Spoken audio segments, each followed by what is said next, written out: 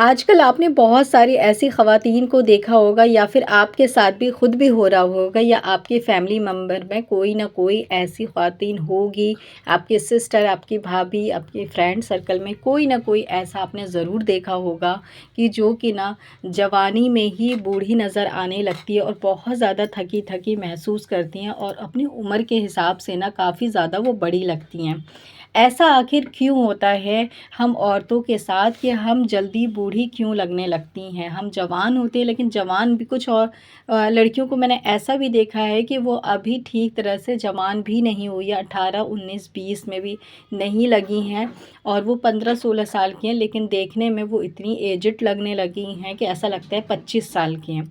और कई सारी ऐसी औरतों का, कई सारी ऐसी बहनों का ना रिश्ता भी नहीं होता है, क्योंकि जब ज़ाहिर-सी बात है, जब आप देखने में ही आपका लुक अच्छा नहीं होगा, नाक नक्शे की बात नहीं है, बात यहाँ हो रही है रौनक की।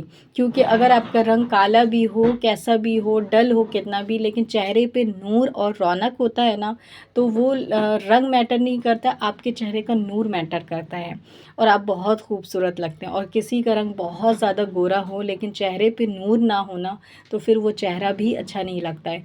तो ये चीज़ की बात नहीं है आज की वीडियो में कि आप खूबसूरत होंगे तभी अच्छा रिश्ता आएगा। बहुत सारी लड़कियां बहुत खूबसूरत होती हैं, उनका रंग भी बहुत ज़्यादा फेयर होता है, लेकिन फिर भी उनके रिश्ते नहीं होते। रीज़न सिर्फ यही कि जब लोग उन्हें देखने आते हैं तो उनको साफ साफ यही कहते हैं, उनके माँ बाप बताते हैं कि 18, 19, 20 की है, लेकिन लोगों जो देखने आते हैं उनको ऐसा लगता है कि नहीं, ये तो बहुत ज़्यादा एजड है। और कई बार रिश्ता इसलिए मना होता है कि लड़कों वालों को ऐसा लगता है कि शायद इसकी शादी हो चुकी है, इसके बच्चे होंगे और इसके शौहर ने छोड़ दिया होगा, ऐसा भी सुनने को आता है। लेकिन वो बेचारी लड़की अभी कुंवारी होती है, उसकी शादी भी नहीं होती, लेकिन उसके साथ ये 7 ऐसी गलतियां हैं जो वो करती है अपनी ज़िंदगी में, जिसकी वजह से ये चीज़ उसको फेस करना पड़ रहा है। तो आज की वीडियो मेरी पूरी बहनों के लिए बहुत ज़्यादा इम्पोर्टेंट है, जो मैरिड हैं उनके लिए भी और जो अनमैरिड हैं उनके लिए भी, क्योंकि मैरिड होने के बाद भी देखा जाता है कि अभी एक भी बच्चे नहीं हुए या फिर 1 ही 2 बच्चे होते हैं, लेकिन वो बहुत ज़्यादा एजेड दिखती हैं। और मेरी जो बहनें जिनकी शादी नहीं हुई है वो तो बहुत ज़्यादा परेशान है अपने इस मसले को लेकर के, क्योंकि बहुत सारी चीज़ें ऐसा होता है ना कि हम गलती करते हैं लेकिन हमें ना पता नहीं होता कि वो हम गलती कर रहे हैं। जब तक सामने वाला हमें समझा के बिठा के नहीं बताए कि नहीं तुम्हारी यहाँ यह मिस्टेक है, तब तक हमें समझ नहीं आता।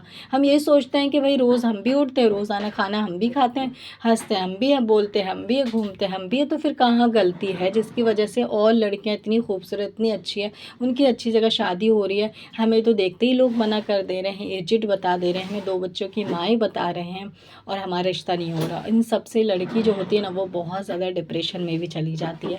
बेचारी का कोई कसूर भी नहीं होता, फिर भी इतना कुछ उसे सुनना होता है, क्योंकि आपकी ज़िंदगी जो रूटीन है ना, आपका लाइफ़स्टाइल, उसमें आप 7 ऐसी मिस्टेक करते हैं। तो चलिए व्लॉग को स्टार्ट।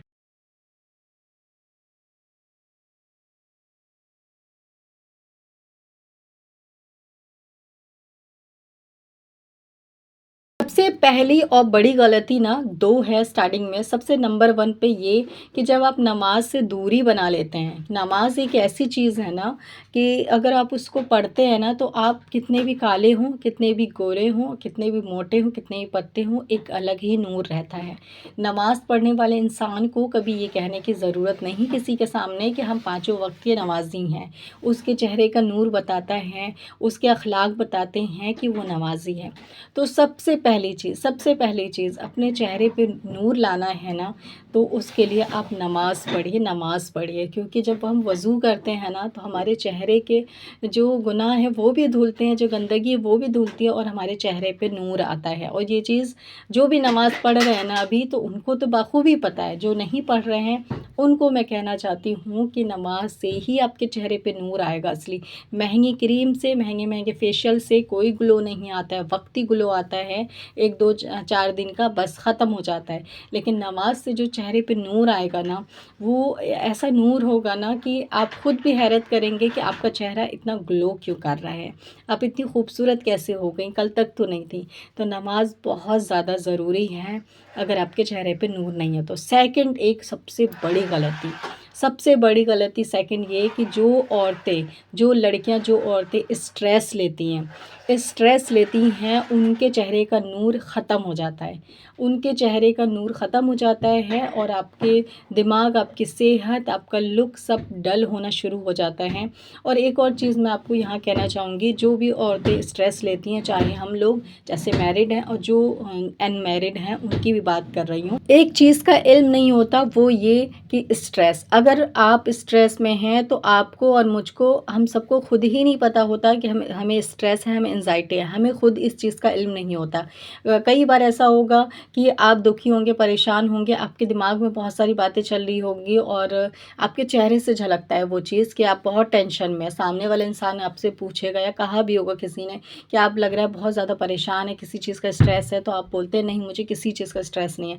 और कई बार ऐसा होता है कि लोग आपको आके यही कहते हैं सिर्फ़ कि इसको किस चीज़ का सोच है, किस चीज़ का गम है, किस गम में डूबी रहती है जिसकी वजह से चेहरे का नूर, रौनक ख़त्म ही होता जा रहा है। तो आप ये सोचते होंगे कि भाई मुझे तो किसी चीज़ का गम ही नहीं है, पता नहीं मेरे साथ ऐसा क्यों हो रहा है। आप खुद नहीं जान पाएँगे कि आखिर हमारे साथ प्रॉब्लम क्या है। तो स्ट्रेस एक ऐसी चीज़ है ना जो कि हर इंसान को होती है, लेकिन इंसान को पता नहीं चलता है, बहुत लेट पता चलता है उसे। और सबसे बड़ी जो स्ट्रेस का रीज़न है वो है आपकी सोच, आपकी ओवरथिंकिंग। जिस दिन आपने ओवरथिंकिंग करना बंद कर दिया, नेगेटिविटी सोचना आपने बंद कर दिया, उस दिन से समझिए कि आपका स्ट्रेस, आपकी एंग्ज़ायटी ख़त्म हो जाएगी और आपके चेहरे पे नूर आ जाएगा।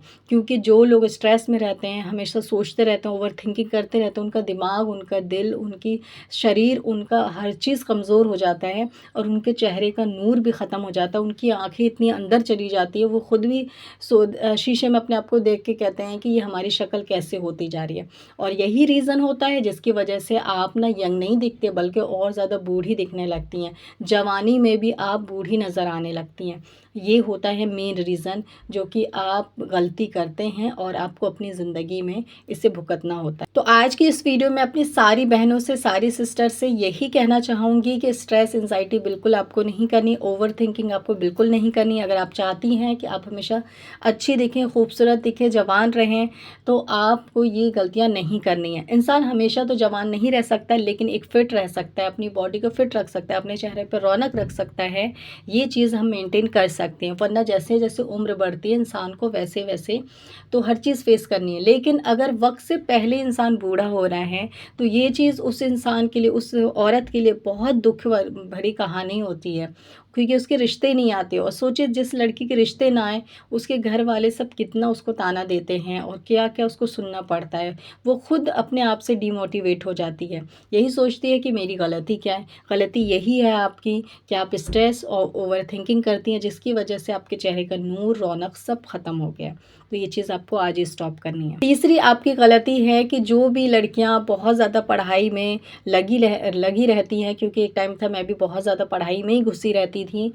जब कुछ लड़कियों के अंदर होता है, पढ़ाई में बहुत ज़्यादा इंटरेस्ट लेते हैं, तो हमें अपनी लाइफ़ और अपने बारे में इतना कुछ नहीं करना चाहते हम, यानी कि अपने बारे में सोचते ही नहीं हैं।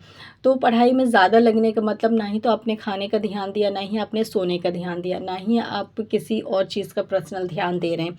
मतलब कि आप सिर्फ़ पढ़ाई कर रहे हैं एक स्टूडेंट के तौर पे, लेकिन आप ये उससे हट के ये नहीं सोच रहे कि आप एक लड़की हैं, कल को आपकी शादी भी होनी है, तो उस हिसाब से भी आपको फ़िट रहना है।